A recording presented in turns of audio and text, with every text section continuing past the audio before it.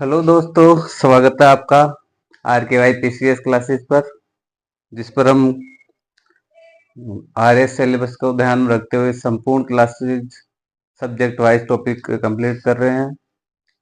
कोशिश कर रहे हैं कि जो एग्जाम हो उसमें से क्वेश्चन इन टॉपिक में पढ़ाए हुए टॉपिक में से बाहर नहीं जाए। तो हमने पढ़ा था राज्यपाल। राज्यपाल शनिवार के दिन हमारा जो राज्यपाल टॉपिक था उसमें हमने राज्यपाल की नियुक्ति पढ़ लिया था, कार्यकाल पढ़ लिया था, योग्यता पढ़ ली थी और साथ ही उसकी शर्तें पढ़ते हुए हमने कार्यपालिका शक्ति कंप्लीट कर ली थी। तो आज का हमारा नेक्स्ट टॉपिक होगा वो होगा राज्यपाल में राज्यपाल की व्यवस्थापिका शक्तियां, यानी राज्यपाल की विधायी शक्तियां। तो चलो हम स्टार्ट करते हैं राज्यपाल की विधायी शक्तियों के बारे में। हाँ हाँ, और ये है कि जैसे मैं लिखाता जाऊँ आप उस प्रकार अपने नोट्स भी कंप्लीट करते जाएं, ताकि बाद में आपको फिर वीडियो देखने की जरूरत नहीं पड़े और आप केवल उन नोट्स का ही रिवीजन कर लें। हाँ, जितना हो सके उतना डीपली लेके चल रहा हूँ दोस्तों, जितना हो सके उतना गहराई से पढ़ाने की कोशिश कर रहा हूँ।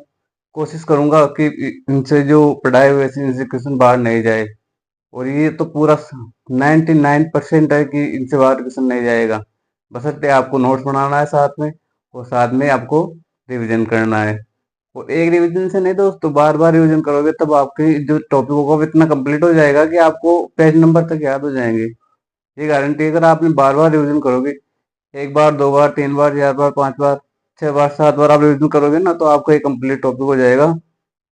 ऐसा टॉपिक लगेगा आपको। कई दोस्त ऐसे हैं जिनको राज्यपाल हार्ड लगता है, राष्ट्रपति समझ में नहीं आता, तो ये सब बार बार रिवीजन करने पर सब इजी हो जाएगा। तो चलो हम स्टार्ट करेंगे अपना टॉपिक। तो अपना टॉपिक में जो राज्यपाल की कार्यपालिका शक्तियां हमने पढ़ ली थी, तो आज पढ़ेंगे हम राज्यपाल की व्यवस्थापिका शक्तियां। तो चलो स्टार्ट करते हैं। राज्यपाल।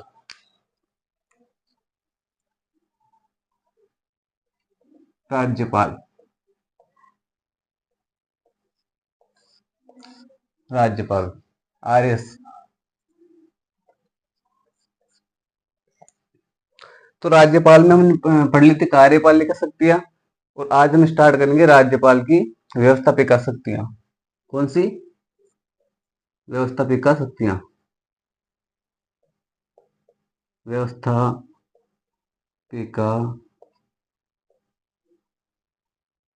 व्यवस्थापिका व विधायी शक्तियां। विधायी शक्तियां।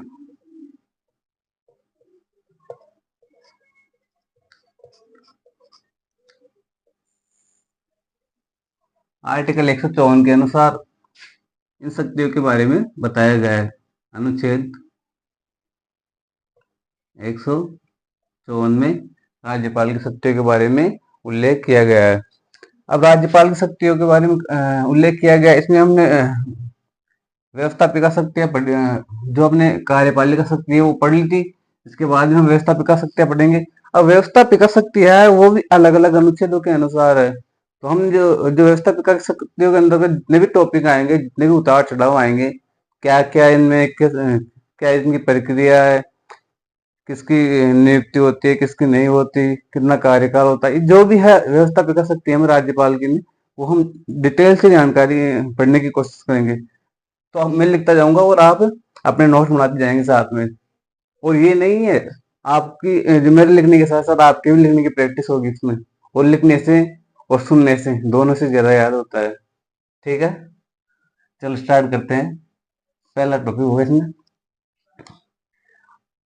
व्यवस्थापिका शक्तियां में अनुच्छेद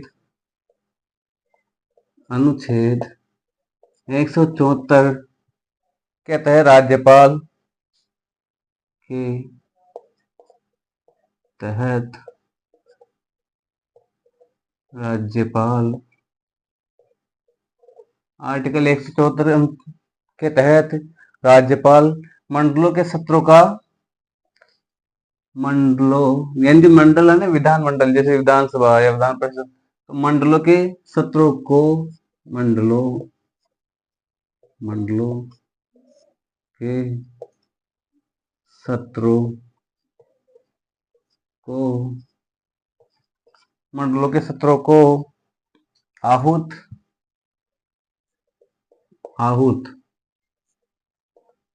व सत्रावसान करेगा। आहूत का मतलब बुला सकेगा और 17 मतलब विघटित कर सकेगा। तो 17 स्थान कर सकेगा, यानी व्यवस्थापिका शक्ति में क्या है, तो भी पहला वाला कि अनुच्छेद 174 के तहत राज्यपाल मंडलों के सत्रों, यानी जो बैठकों को बुलाता है ना, उनके बारे में बताया गया है विधान परिषद और विधानमंडल में। तो राज्यपाल मंडलों के सत्रों को आहूत यानी बुला सकेगा और सत्रावसान यानी विघटित भी कर सकता है। और साथ ही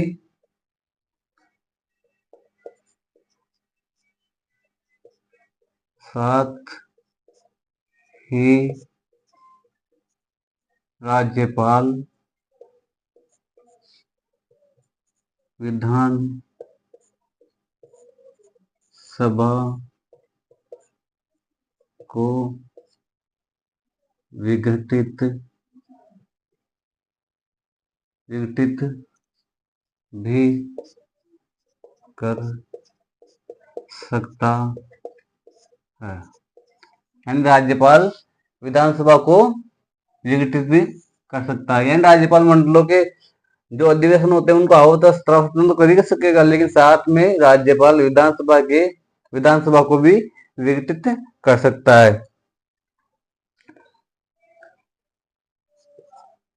राज्यपाल मंडलों के सत्रों को संबोधित करेगा। मंडल में विधानसभा, विधानमंडल, यानी मंडल का मतलब हो गया विधानमंडल में हो गया विधानसभा और विधान परिषद। कई राज्यों में विधान परिषद नहीं है तो वो विधानसभा ही होगी, और कई राज्यों में दोनों है तो उसमें जैसे तेलंगाना, आंध्र प्रदेश, महाराष्ट्र, कर्नाटक, बिहार, यूपी, इनमें क्या है, इनमें विधान परिषद है तो उनमें क्या है विधानमंडल में 2 सदन आते हैं, और अपने राजस्थान में नहीं है विधान परिषद तो केवल विधानसभा एक ही, विधानमंडल में एक ही सदन आता है। तो राज्यपाल मंडल के सत्रों को संबोधित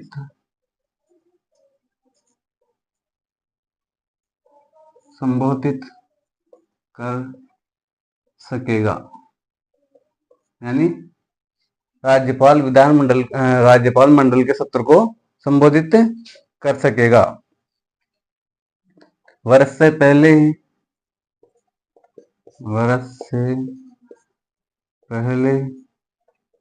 राज्यपाल वर्ष से पहले सत्र अब सत्र कोई सा भी हो सकता है, जैसे बजट सत्र भी हो सकता है, तो बजट सत्र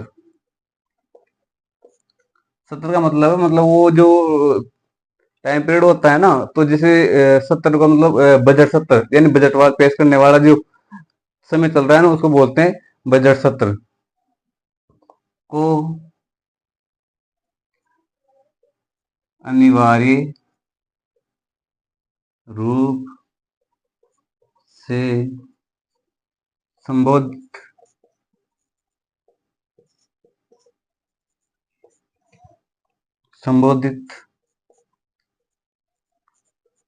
करेगा, यानी राज्यपाल जो मंडल के सत्र को संबोधित तो करेगा, उसके साथ में वर्ष से पहले जो सत्र यानी जो बजट सत्र जैसे जो पेश किए जाते हैं उनको भी अनिवार्य रूप से क्या करेगा, राज्यपाल संबोधित करेगा। इसके आगे देखते हैं, यानी बजट सत्र को संबोधित करेगा, और कौन से आर्टिकल के अनुसार करेगा, तो आर्टिकल 100, आगे देखो, आर्टिकल अनुच्छेद 176 के अनुसार राज्यपाल, आर्टिकल 176 के अनुसार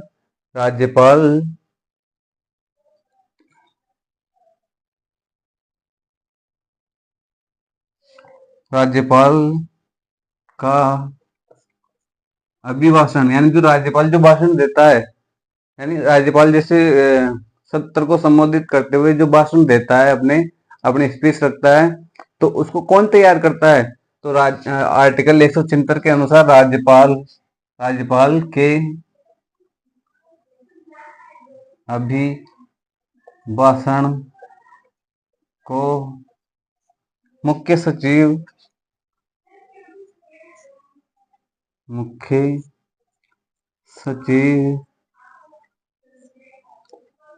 तैयार करता है। कौन तैयार करता है?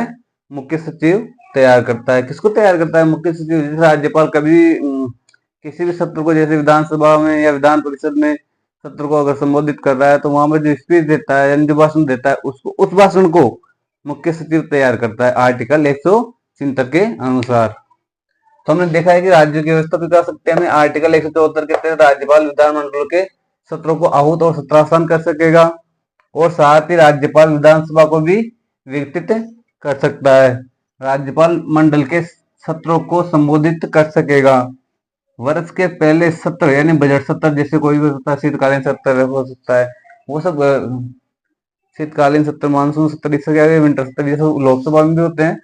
तो वर्ष से पहले सत्र को अनिवार्य रूप से संबोधित करेगा। आर्टिकल 176 के अनुसार राज्यपाल के अभिभाषण को कौन तैयार करता है? मुख्य सचिव तैयार करता है। तो आप लिख लीजिए इसको नोट्स में अपने, ताकि बार बार रिवीजन करने में, बाद में रिवीजन करने में कोई दिक्कत नहीं हो।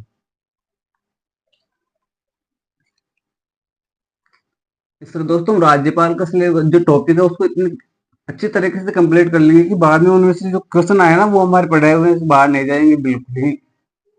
हम इसे आराम से उन क्वेश्चन को कर सकते हैं। देखिए आगे,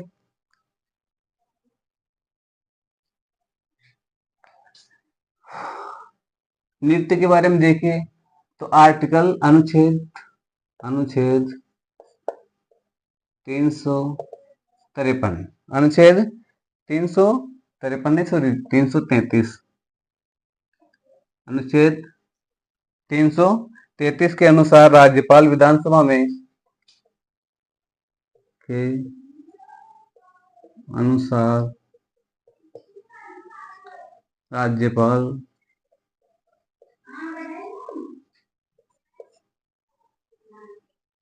विधानसभा में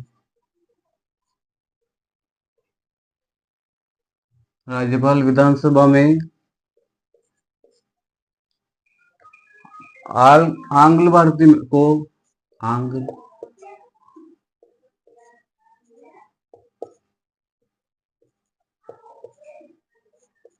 भारतीयों को मनोनीत कर सकेगा। ये करता है।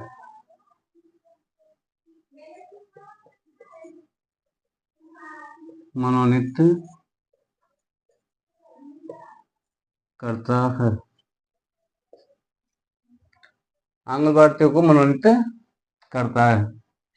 इसके बाद में देखते हैं, अभी जो मनोनीत करता है ना आर्टिकल 333 के अनुसार राज्यपाल, अब इसको क्या हुआ इसका 104वें संविधान संशोधन हुआ। 104 नोट लगा के लिखिए। 104 संविधान संशोधन के द्वारा 104 संविधान संशोधन के द्वारा इनकी जो मनोनीत करने की प्रक्रिया है, इनको समाप्त कर दिया गया है। तो लिखिए 104 वे संविधान संशोधन के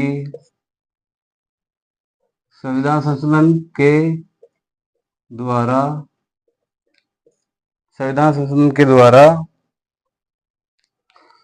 मनोनयन के प्रावधान को समाप्त कर दिया गया है।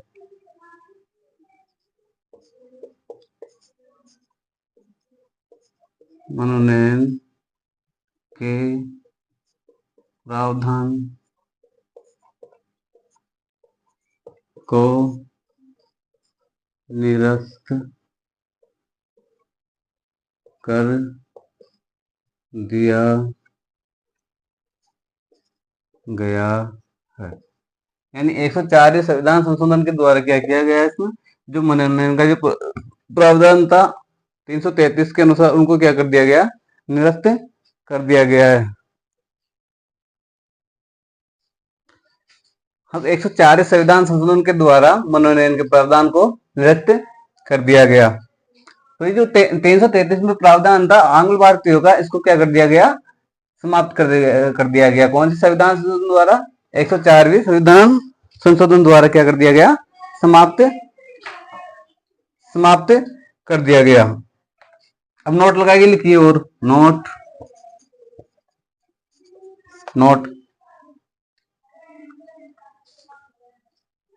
अब ये प्रावधान समाप्त क्यों किया गया, क्या कारण हुआ इसका समाप्त करने का, इसके बारे में बताइए, पूछ ले गई। तो इसका कारण ये है कि जो वर्तमान में इनकी आंग्ल भारतीय की संख्या है, वर्तमान में आंग्ल भारतीयों की संख्या नगण्य है, यानी वर्तमान में आंग्ल भारतीय की संख्या क्या है, न के बराबर है। इसलिए क्या कर दिया गया, इसको जो नियुक्ति इनकी मनोनीत करने की जो प्रक्रिया है 333 आर्टिकल 333 के अनुसार, उसको क्या कर दिया गया, समाप्त कर दिया गया है। तो ये व्यवस्थित में जो प्रक्रिया थी जो हम पढ़ रहे हैं राज्यपाल की शक्ति के अनुरूप। इसके बाद देखेंगे हम आर्टिकल 171, यानी अनुच्छेद 171(3), अनुच्छेद 171(3). अब इसमें क्या बता रखा है, अनुच्छेद 171(3) में क्या बता रखा है, यानी राज्य की जो राज्यपाल की व्यवस्था भी कर जो सकती है, विधायी सकती है, उसके अनुसार इसमें क्या बता रखा है, तो उसके बारे में पढ़ेंगे। देखिए इसमें क्या दे रखा है, तो इसमें बता रखा है कि राज्यपाल विधान परिषद के कुल सदस्य संख्या का 1/6, यानी राज्यपाल विधान परिषद की जो कुल सदस्य संख्या है, राज्यपाल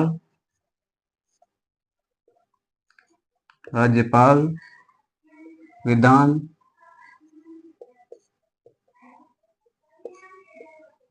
परिषद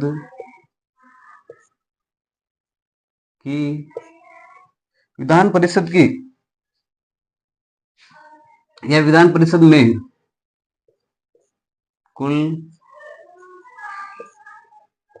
सदस्य संख्या का 1/6 भाग राज्यपाल विधान परिषद में कुल सदस्य संख्या का 1/6 भाग मनोनीत करता है, यानी 1/6 भाग सदस्य क्या करता है, मनोनीत करता है,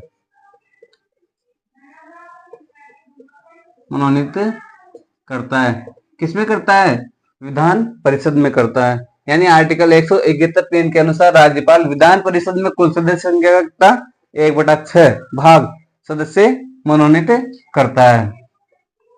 कौन से आर्टिकल के अनुसार, आर्टिकल 171 का सब क्लोज 3 के अनुसार।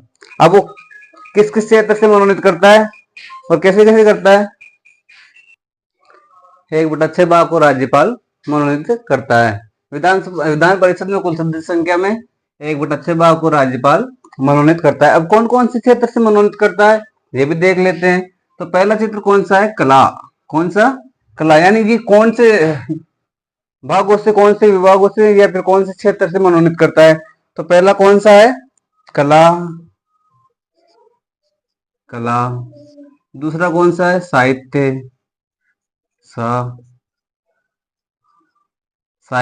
तीसरा कौन सा है, कला, साहित्य, विज्ञान।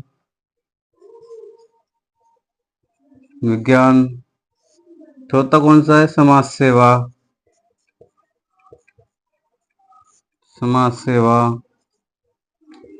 और पांचवा कौन सा है, सहकारिता।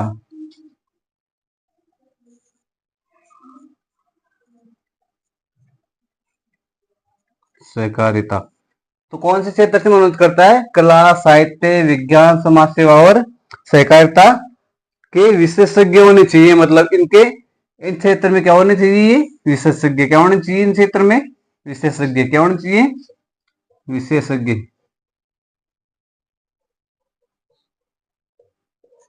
इनको क्या करते हैं, राज्यपाल क्या करता है, विधान परिषद में मनोनीत करता है। देख लिया था आर्टिकल के 171, आर्टिकल अनुच्छेद 171 के 3 में क्या दे रखा है, राज्यपाल विधान परिषद में कुल सदस्य संख्या का 1/6 मनोनीत करेगा। और कौन कौन से क्षेत्र से करेगा, कला से, साहित्य से, विज्ञान से, समाज सेवा से और सहकारिता से, यानी कुल मिलाकर 5 क्षेत्रों से क्या करता है, मनोनीत करता है। और जो राष्ट्रपति होता है वो राज्यसभा में 4 क्षेत्रों से मनोनीत करता है, जबकि राज्यपाल क्या करता है, 5 क्षेत्रों से मनोनीत करता है। ये एकमात्र ये क्षेत्र राज्यपाल के अंतर्गत है, यानी सहकारिता, इसमें राज्यपाल मनोनीत करता है। बाकी और 4 क्षेत्रों में तो राष्ट्रपति भी मनोनीत करता है राज्यसभा में। तो चलो आगे देखते हैं इसके बाद में। ये राज्यपाल की प्रक्रिया है व्यवस्थापिका की, यानी किस प्रकार वो व्यवस्था बनाकर रखता है। राज्यपाल किस प्रकार व्यवस्था बनाकर रखता है और इनका क्रम क्या हो सकता है, क्रम क्रम देखे जैसे हम ये जो 5 क्षेत्र इनका क्रम, तो हो सकता है कई बार प्रश्न पूछा भी गया है कि क्रम में देकर या फिर आगे पीछे देकर कि इनका किस क्रम के आधार पर राज्यपाल विधानसभा वर्ष में 1/6 सदस्यों को मनोनीत करता है। तो क्रम के अनुसार देखें हम, क्रम क्रम क्रम के अनुसार होगा साहित्य, विज्ञान, कला, साहित्य, साहित्य, विज्ञान, विज्ञान, कला, साहित्य, विज्ञान, कला, समाज सेवा, सहकारिता, समाज सेवा, सहकारिता, सहकारिता, सहकारिता। इस प्रकार सीक्वेंस वाइज जो इनका क्रम है, साहित्य, विज्ञान, कला, समाज सेवा, सहकारिता, ये बिल्कुल एग्जिट क्रम है। कई बार क्वेश्चन आते हैं कि राज्यपाल राज्यपाल विधान परिषद में मनोनीत किस आधार पर करता है, क्रम के हिसाब से बताइए।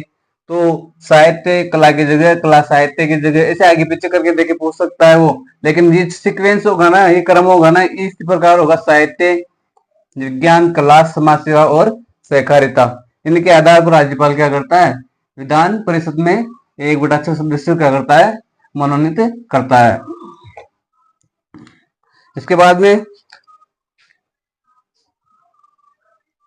बाद में राज्यपाल, आगे लिखते रहिए आप, जिस नोट बनाना हो ना वैसे बनाते रहिए। राज्यपाल राज्यपाल राज्यपाल को विधानमंडल में को विधान मंडल में पारित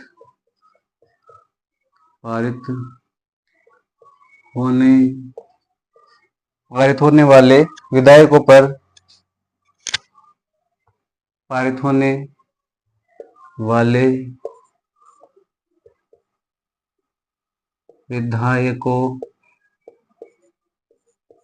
पर प्राप्त शक्तियां, यानी कौन कौन सी शक्तियां है जो राज्यपाल को विधायकों पर प्राप्त है, यानी विधानसभा में जो पारित होने वाले विधायक होते हैं उन पर कौन कौन सी शक्तियां राज्यपाल को प्राप्त है, यानी कौन कौन सी शक्तियों का राज्यपाल प्रयोग कर सकता है। तो उनको देखेंगे हम, तो पहली कौन सी है, हाँ लेकिन ये है कि राज्यपाल, एक नोट नोट लगाकर, एक लिखिए आप नोट लगाकर, नोट अनुच्छेद 200 के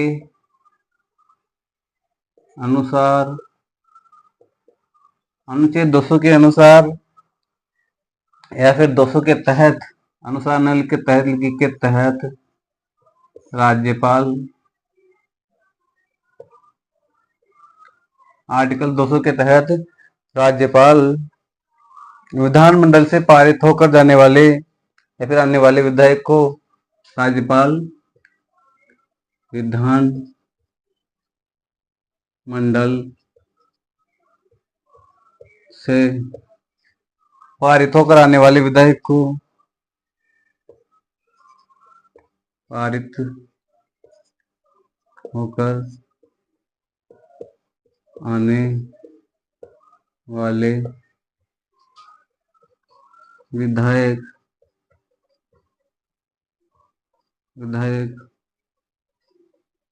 को पारित होकर आने वाले विधायक को या विधायक पर चार प्रकार की शक्तियां प्रदान करता है। राज्यपाल को विधानमंडल से पारित होकर आने वाले विधायक पर चार प्रकार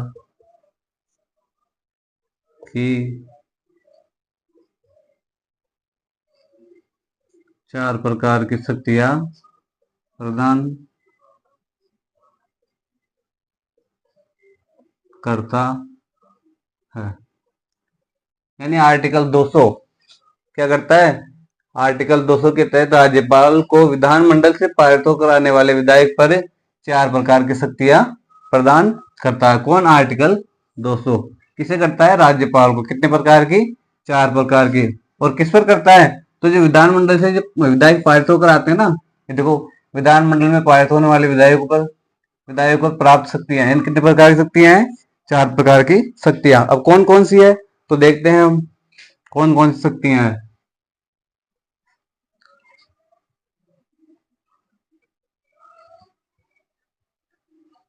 तो पहली कौन सी है? विधेयक पर हस्ताक्षर कर दे तो कानून बन जाएगा। पहली कौन सी है? जो विधायक पारित होकर आ रहा है, अगर उस पर राज्यपाल अपने साइन या हस्ताक्षर कर देता है तो वो विधायक क्या होगा? वह विधायक कानून बन जाता है। तो लिखिए, विधेयक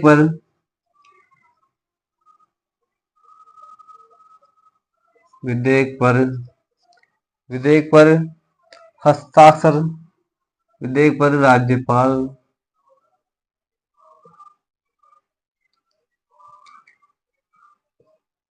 हस्ताक्षर कर देता है तो वह विधायक कानून बन जाता है। यानी राज्यपाल के जो हस्ताक्षर करते हुए क्या विधायक क्या होगा? कानून बन जाएगा। और दूसरी कौन सी है? दूसरी है राज्यपाल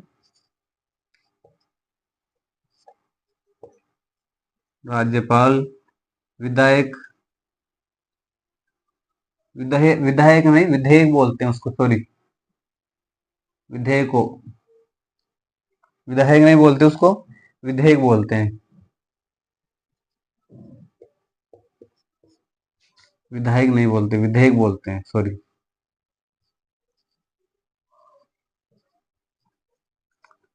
राज्यपाल विधेयक को एक बार पुनः विचार के लिए लौटा सकता है। पुनः विचार के लिए लौटा सकता है। यानी राज्यपाल एक बार जो विधेयक पारित होकर आएगा उसको आर्टिकल 200 के अनुसार राज्यपाल के पास विधानमंडल से जो विधेयक पारित होकर आएगा तो राज्यपाल उसको एक बार पुनः विचार के लिए वापस लौटा सकता है। किसको? विधानमंडल को। किसको? विधानमंडल को। तीसरी कौन सी है देखें? तीसरी है इसमें राज्यपाल एक बार विधायक को पुनर्विचार के लिए लौटा सकता है। हाँ, इसमें एक नोट करने वाली बात यह है, नोट, जो 42वां संविधान संशोधन हुआ था उसमें 42वें संविधान संशोधन द्वारा जो पुनर्विचार का कर दिया हुआ था उस पर प्रतिबंध लगा दिया गया था। लेकिन 44वें संविधान संशोधन 1978 के द्वारा उसको वापस कर दिया गया। यानी 44 संविधान संशोधन उसको उसके द्वारा पुनर्विचार शक्ति को वापस से पुनः शुरू कर दिया गया। अब तीसरी शक्ति कौन सी है, ये नोट लगा के लिखो, नोट लिखिए, नोट लगा के लिखिए, नोट 42वें amendment act constitution, amendment act constitution ACC 1976 के द्वारा पुनर्विचार पर प्रतिबंध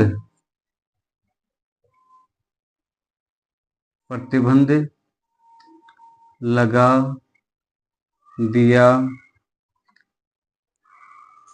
गया था, प्रतिबंध लगा दिया गया था, लेकिन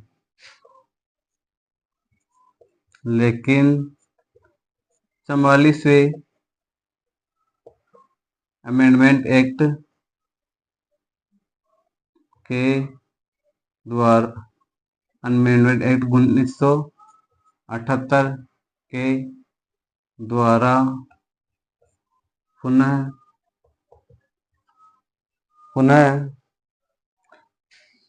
शक्ति दे दी गई,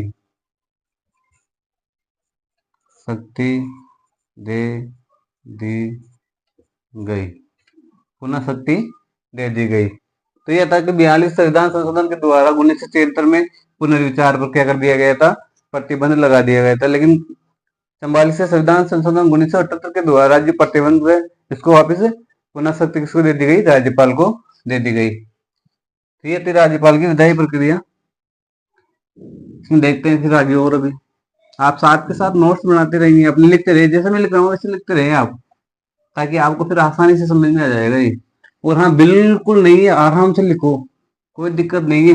ये मत सोचना कि सर बिल्कुल ही कम लिखवा रहे हैं, ऐसा नहीं है, मैं कंप्लीट लिखवा रहा हूँ आपको, ताकि आपको फिर कहीं से पढ़ने की जरूरत नहीं है, आप तो बस इनका रिवीजन करना बार बार, बस यही है। और लिखवा इसलिए दे रहा हूँ ताकि आपका जो नोट्स है ना वो एक सही तरीके से नोट्स बन सके, ये लिखवाने का कारण है। वरना पढ़ाने को तो ऐसे पढ़ा देता मैं, एरो निकाल के ये हुआ ये हुआ ये हुआ ये हुआ, ऐसा, पर ऐसा नहीं पढ़ा रहा हूँ मैं। क्यों? क्योंकि आपका जो नोट्स है ना वो कंप्लीट नहीं होगा, आप नोट्स नहीं बना पाओगे, इस वजह से मैं ऐसे लिखवा रहा हूँ। तो आप साथ के साथ नोट्स बनाते रहें।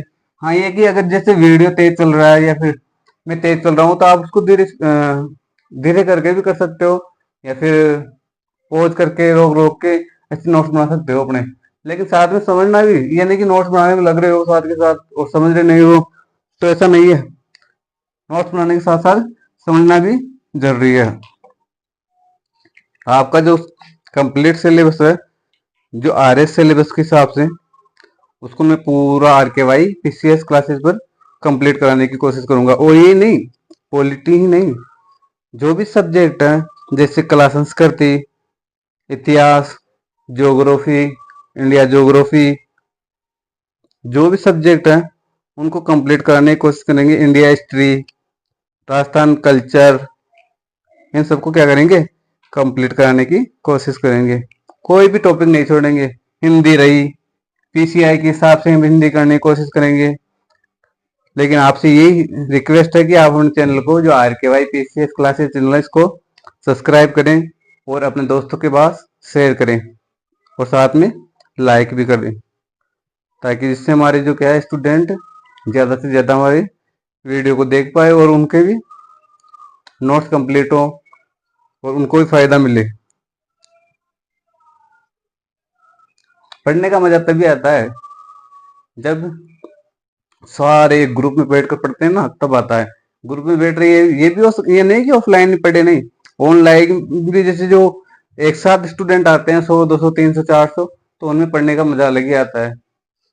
और जो भी आपके अगर कोई डाउट हो तो आप उनको पूछ सकते हो, ये नहीं कि पूछ नहीं सकते, पूछ सकते हो। हमारे टेलीग्राम चैनल पर आप पूछ सकते हो, कमेंट करके पूछ सकते हो। और हाँ, कमेंट भी करना कि कैसी आपको हमारी क्लास लग रही है, कैसी लग रही है, क्या कमी दिखाई दे रही है, कौन सा सब्जेक्ट कवर हो रहा है, कौन सा नहीं हो रहा, किस प्रकार हम कवर कर रहे हैं, इन सब के बारे में। तो तीसरी जो शक्ति है वो है, उसके बारे में लिखिए। 4 शक्ति आती, है ना। अब तीसरी वाली लिखिए, यानी विधेयक पर कितनी प्रकार की शक्ति है? 4। अब तीसरी वाली कौन सी है देखिए, राज्यपाल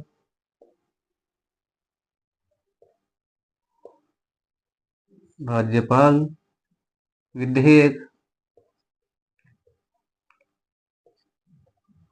को न तो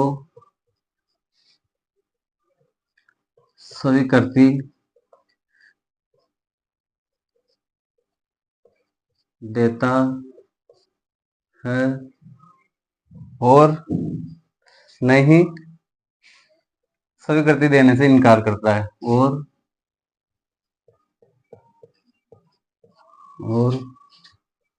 नहीं स्वीकृति देने से इनकार करता है। यानी जो विधेयक है, जो विधानमंडल से पारित होकर गया है, तो राज्यपाल के पास ये शक्ति भी है, या तो उसे अपने पास रखता है या फिर स्वीकृति देने से मना भी कर सकता है। न तो स्वीकृति देता है और नई स्वीकृति देने से इनकार करता है। यानी वो अपने पास उसको रख सकता है बिना किसी को कुछ कहे। यानी उसको न तो स्वीकृति देता है और उसको ना ही स्वीकृति देने से इनकार करता है, जिसे कहते हैं पॉकेट वीटो। कौन सी वीटो कहते हैं इसे? Pocket veto. अब ये क्वेश्चन आया हुआ है बार बार, ये क्वेश्चन आया हुआ है कि पॉकेट वीटो किसे कहते हैं। तो पॉकेट वीटो ये है कि जो राज्यपाल के पास जो विधेयक जाता है विधानमंडल से, तो राज्यपाल ना तो उसको स्वीकृति देता है और ना ही स्वीकृति देने से क्या करता है? इनकार करता है। यही पॉकेट वीटो है। इसी का ही पॉकेट वीटो का क्या करता है? राज्यपाल प्रयोग करता है। अभी तक नोट लिखिए, नोट। अभी तक किसी भी राज्यपाल के द्वारा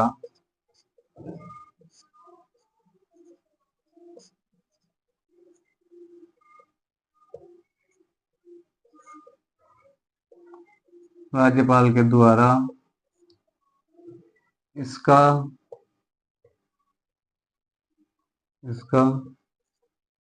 प्रयोग, किसका प्रयोग? पॉकेट वीटो का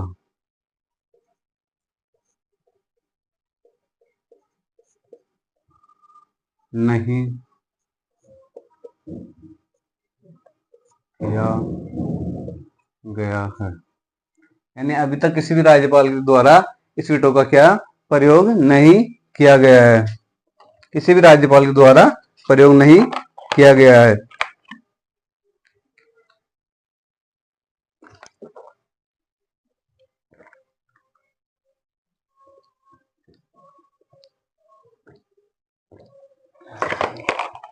अब चौथी वाली कौन सी शक्ति है?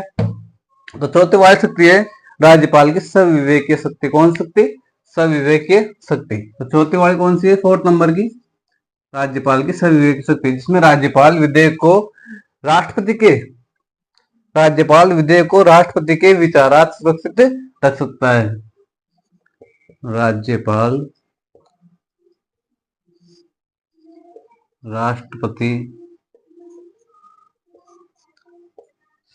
राज्यपाल विधेयक को, ये विधेयक को लिखें, विधेयक को राज्यपाल विधेयक को राष्ट्रपति के विचारार्थ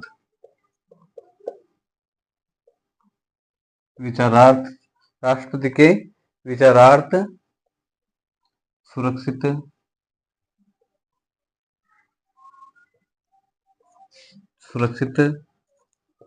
रख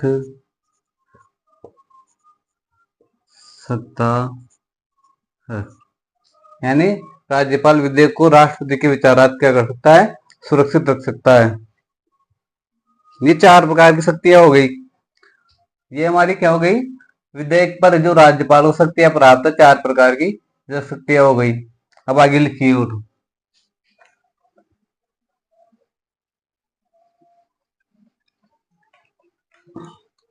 आगे लिखिए राज्यपाल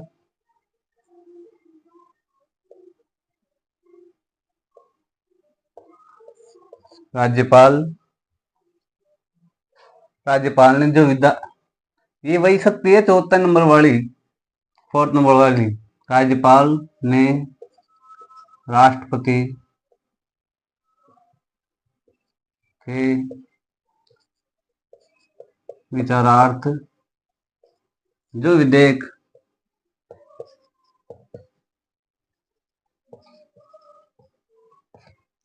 सुरक्षित रखा है,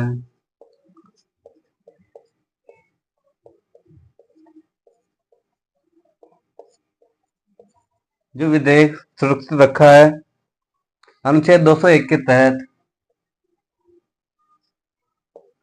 अनुच्छेद 201 के तहत, अनुच्छेद 201 के तहत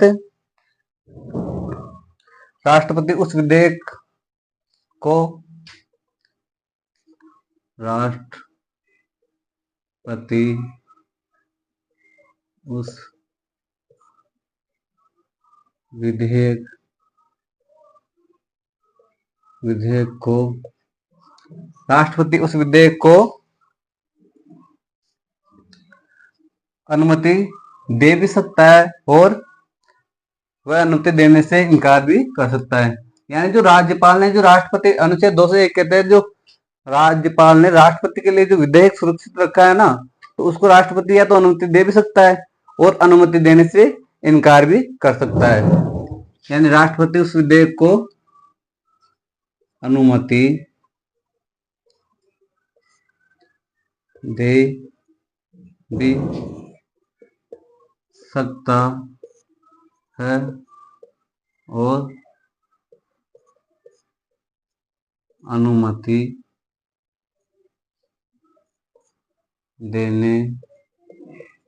देने से इनकार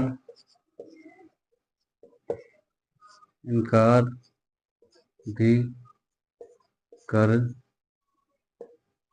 सकता है। यानी अनुमति दे भी सकता है और अनुमति देने से इनकार भी कर सकता है।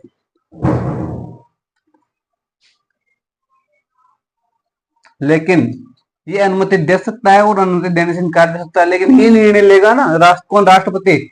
जो भी निर्णय लेगा वो किससे लेगा? राष्ट्रपति मंत्रिपरिषद की सिफारिश पर। किससे? मंत्रिपरिषद की सिफारिश पर। लेकिन राष्ट्रपति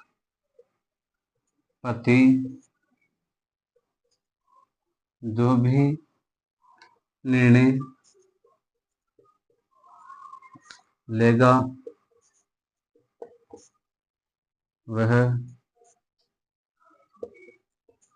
मंत्री परिषद की सिफारिश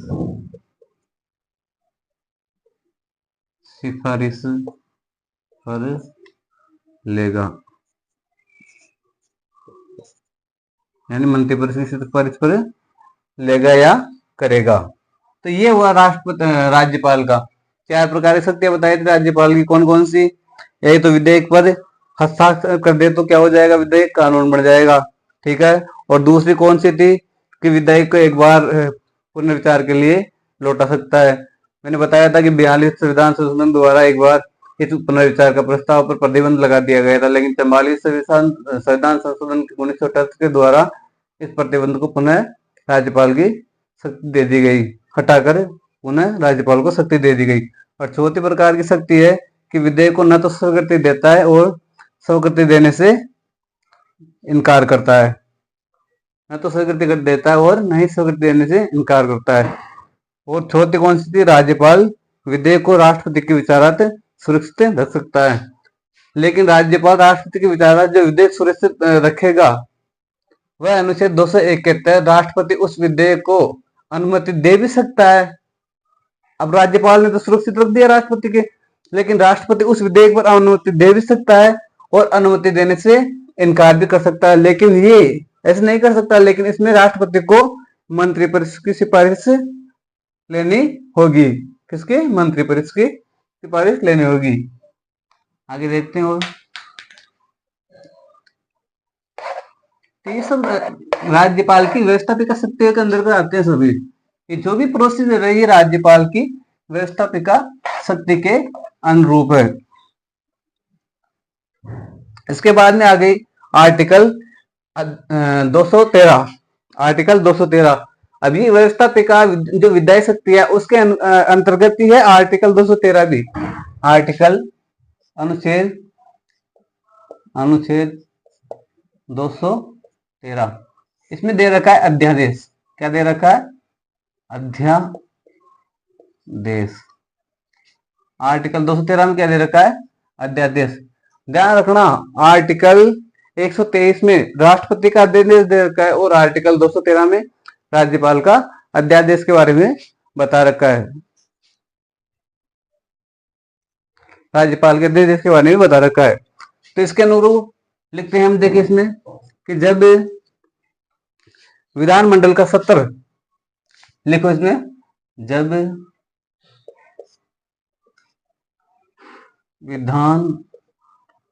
विधानमंडल में कौन कौन है? राज्यपाल है, विधान परिषद है, विधानसभा है। विधानमंडल का सत्र नहीं चल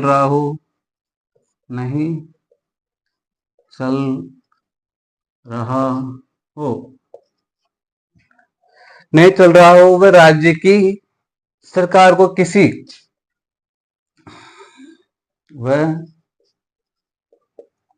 राज्य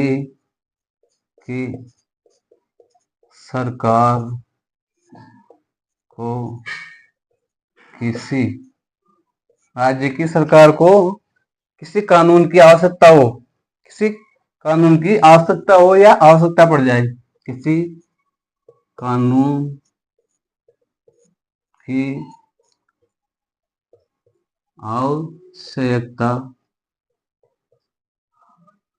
आवश्यकता